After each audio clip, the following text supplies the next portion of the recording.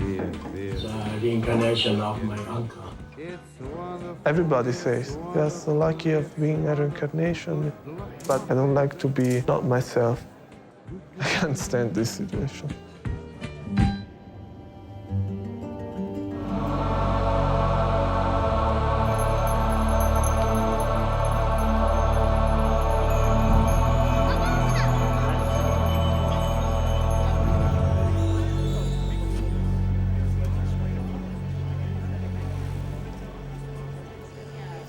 This is Alan Steinfeld for New Realities. I'm here with the executive producer of My Reincarnation, Joanna Plafsky. Tell me about your involvement with the film and what inspired you about it.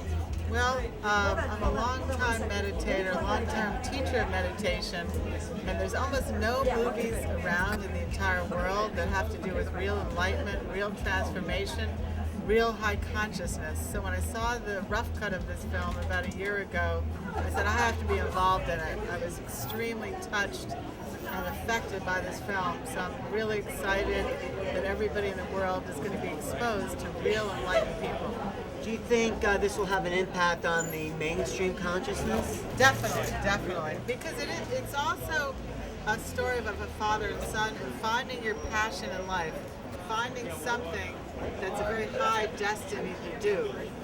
And this is somebody really finding a high destiny. So it's more than just what they call a spiritual film. It's a film that everyone can watch and maybe have an awakening. Oh yeah. Because sometimes it takes people until later in life to really know what they want to do. And here, Yeshe, the son of the master, it took him to his 30s until he really realized that he was this real reincarnation of a famous master. That's very unusual to find. Right, so it's his journey of awakening. I'm excited to see this. This is so much in alignment with what I do on my television show. I know. Alan's show, I watch it all the time. He has the most powerful, special, enlightened people from all over the world, and that's what people really want to see today. They're kind of bored with just watching politics, the same old stories, the same ignorance. They really want to see something that gives them knowledge about life and on this planet, because so many people are suffering. Well, that's what we have in common, this kind of going into the mainstream and trying to open up a new way of seeing reality and spirituality. Yes. So I think there's more films that can go mainstream like this film. Yeah, I was in the normal Hollywood world for 20 years, and then I realized I really want to make films that show people how to live on a much higher level. Because most of the films you see in the theaters are violence, sex, negativity. This film is all about real people doing higher things. And I feel that, of course this movie is about reincarnation, and most people in our culture are really not educated about reincarnation.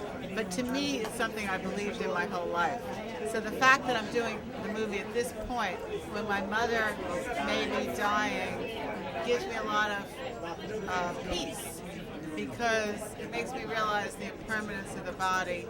And we come back, and Norbu, the master in the movie, talks about it. We come back a lot younger, a lot more vital, and we can have a much better life. So you kind of feel better if, possibly losing your mother is like she's not lost in a way. Yeah, we all come back, but most people don't realize that. We don't really get educated about reincarnation. That was one of the reasons I love to be involved in this movie. People need to understand reincarnation.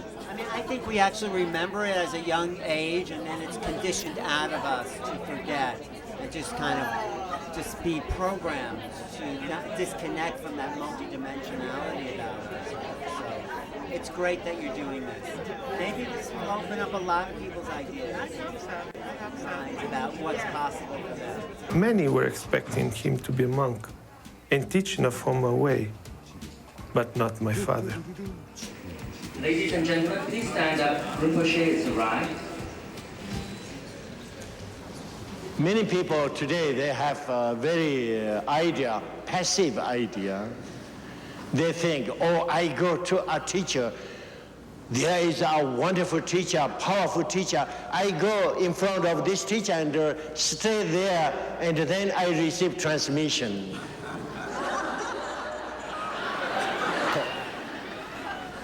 And then they say, oh, I feel a very strong vibration from this teacher. I received something.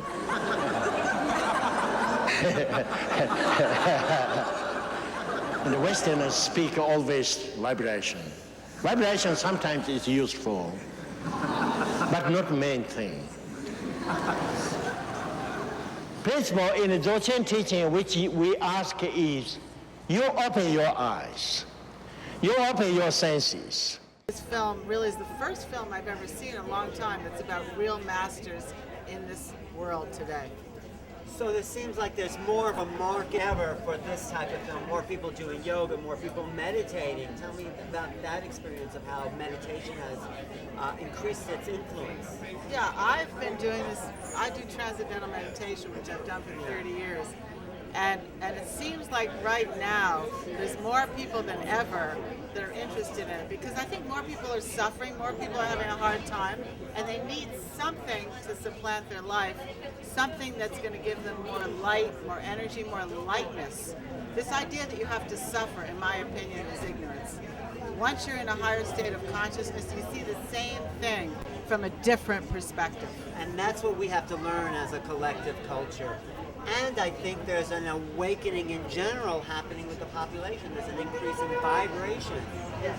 That's what this film is about. I mean, it's about the exploring of our non-physical essence. You know, spirituality means that we're more than our body. So congratulations. Thank you. And this show is wonderful. And we're going to be doing some great stuff together. I'm looking forward to that. Yeah. Really good luck with this film. Okay, thank you.